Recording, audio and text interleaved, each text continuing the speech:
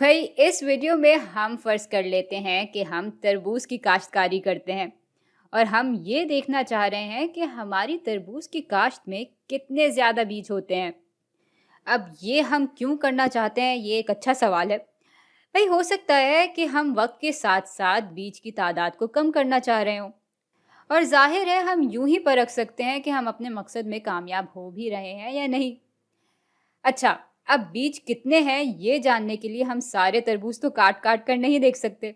भाई तरबूज पे सिर्फ तहकीक ही तो नहीं करनी, हमें इसको बेचना भी तो है।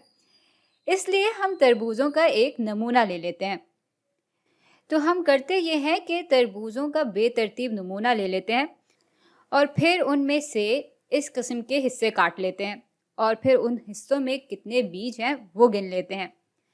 मिसाल के तौर पे हम इस तरह के 8 नमूने निकाल लेते हैं।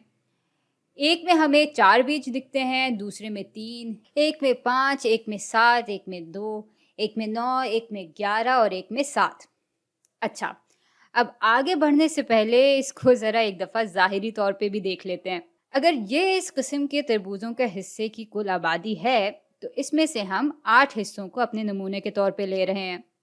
यानी अगर यहाँ 1 लाख की आबादी है तो बड़ा एन बराबर होगा 1 लाख के, जबकि छोटा एन बराबर होगा 8 के।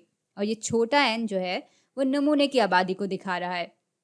और हाँ भाई, इतनी बड़ी आबादी में से उसूलन हमें ज़्यादा बड़ा नमूना लेना चाहिए, लेकिन इससे हमारा हिसाब थोड़ा और उलझ जाएगा और वो हम नहीं चाहते।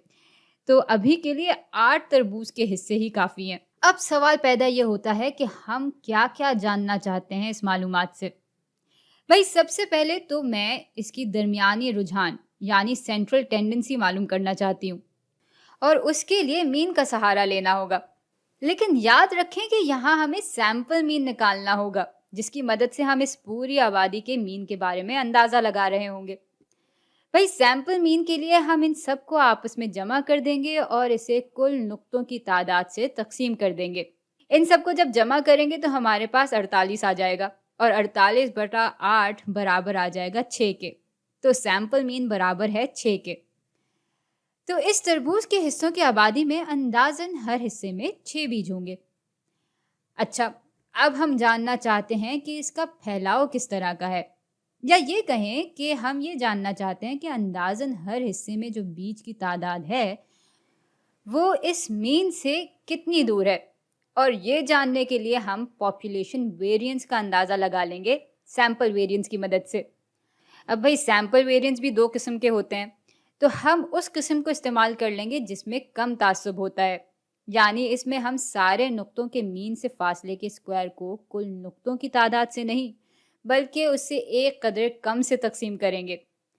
तो ये एस स्क्वायर बराबर हो जाएगा 4 - 6 का स्क्वायर जमा 3 - 6 का स्क्वायर जमा 5 - 6 का स्क्वायर जमा 7 - 6 का स्क्वायर जमा 2 - 6 का स्क्वायर जमा 9 - 6 का स्क्वायर जमा 11 - 6 का स्क्वायर जमा 7 - 6 का स्क्वायर। और ये पूरी चीज़ तकसीम हो रही होगी 8 - 1 यानी 7 से। तो अब इसको हल करना शुरू करते हैं। भाई ये बराबर होगा 4 के, जमा ये है 9 के बराबर, ये 1 के, ये भी 1 के, ये 16 के, ये 9 के, ये 25 के और ये 1 के। इन सब को जमा करेंगे तो हमारे पास 67 आ जाएगा, और 67/7 बराबर हो जाता है तकरीबन 9.43 के।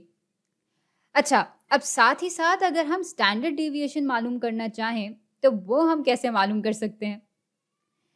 भाई अगर आपको याद हो तो जब पॉपुलेशन वेरिएंस हमारे पास होता था तो हम स्टैंडर्ड डेविएशन उसका स्क्वायर रूट लेकर मालूम कर लेते थे।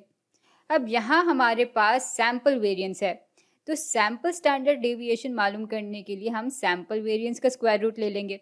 तो इस नमूने का स्टैंडर्ड डेविएशन यानी सैंपल स्टैंडर्ड डेविएशन बराबर हो जाएगा 9.43 के स्क्वायर रूट के, जो के बराबर आ जाता है 3.07 के।